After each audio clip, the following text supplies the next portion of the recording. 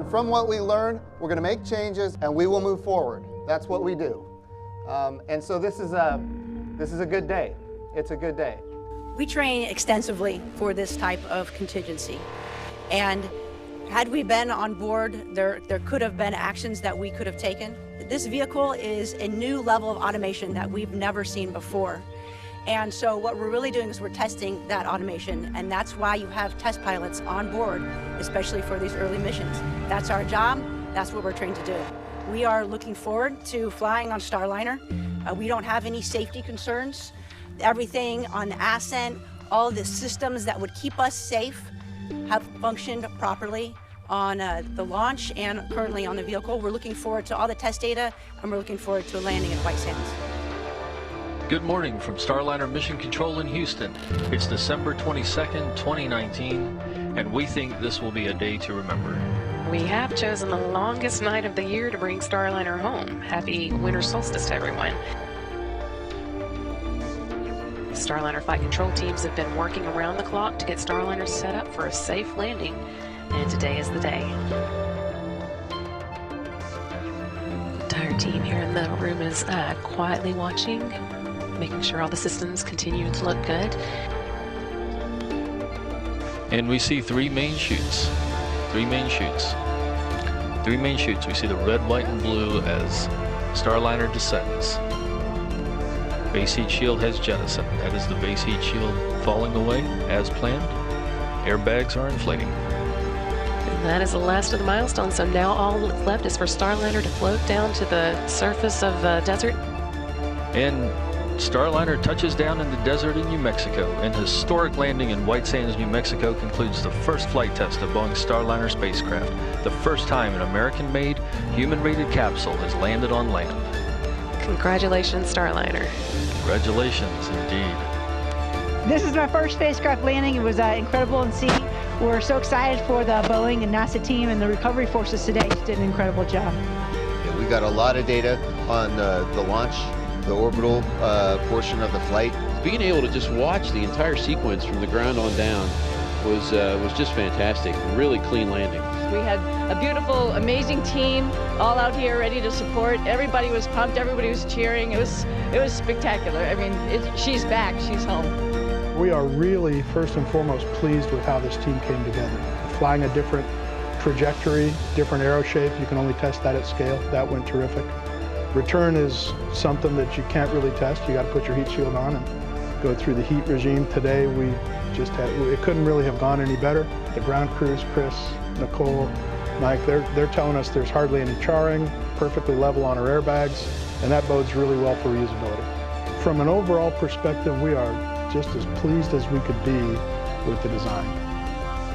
I would say the team did just a tremendous job.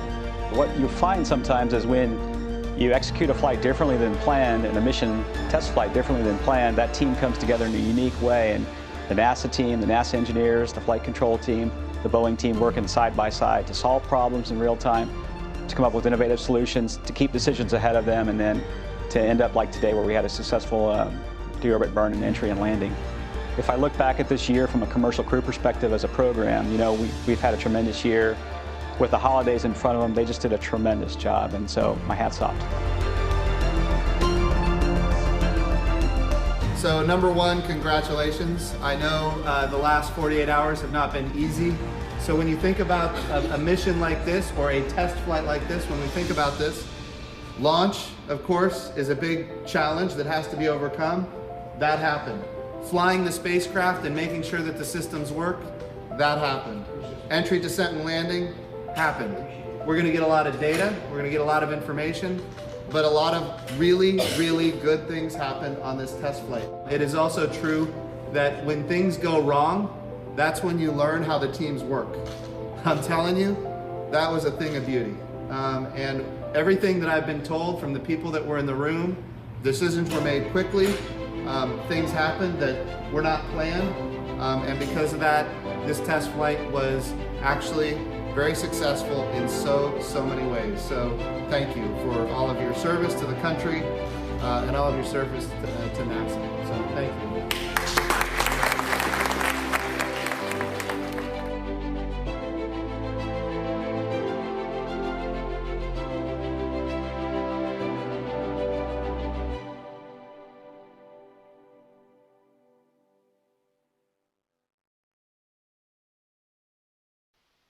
When you put a human being in a spacesuit, suddenly the impossible is possible. Since 1965, NASA has conducted hundreds of EVAs, short for extravehicular activity. So when I think of EVA, I think of the symbolism of a fellow human being existing for even just a short period of time, alone and separated from nearly everything else. And I think of that symbol of that single person representing our species and representing our voyage of exploration. Before exploration can take place, before a human being can step outside the spacecraft, another mission must be accomplished: the creation of the spacesuit.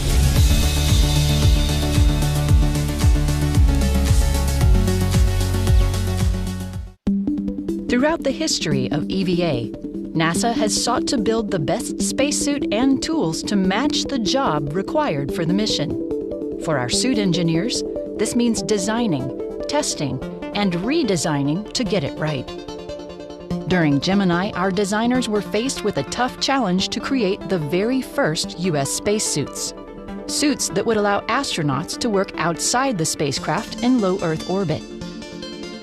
Building on that experience, new suits were developed for the Apollo missions. This time, astronauts needed to walk on the moon while carrying their own life support on their backs. With planetary surface exploration as the objective, the suit had to bend and move to facilitate tool use and protect the human. During the shuttle years, NASA redefined what could be done with EVA suits and tools: retrieving broken satellites, rescuing and rebuilding the Hubble Space Telescope, and building the International Space Station. The same shuttle spacesuit is on the space station today. It allows us to maintain and repair our home in space. But what about future missions? What kind of a suit will we need? Will we be walking on a planetary surface? Floating in microgravity? Or both? NASA is already investigating the next generation of spacesuits, creating a variety of prototypes to prepare astronauts for the journeys ahead. The Z2 is one of those prototypes. Its sleek design looks different from any other spacesuit NASA previously built. We were able to take some artistic license on this prototype spacesuit and have some fun with it and engage folks out around the country for what they would like to see in a spacesuit. We worked with Philadelphia University to do the initial layouts of the suit, and then we have some in-house fashion designers that also help build our spacesuits, and they were able to bring their experiences to it and evolve that cover layer to make it even better than what we started with. The Z2 isn't just fashion forward on the outside. It's also technologically advanced on the inside. This is one suit made for walking. On other planets, that is. To be a planetary spacesuit, some of the special features on the Z2 are boots specifically designed for walking and for keeping your foot integrated into the boot well, like a good hiking boot. It also has a lot of lower torso mobility that allows you to walk naturally so that you can go uphill, downhill, into craters, pick up a rock, as a geologist would want to do on a planetary surface. Like any prototype, NASA hopes to learn a lot from the Z2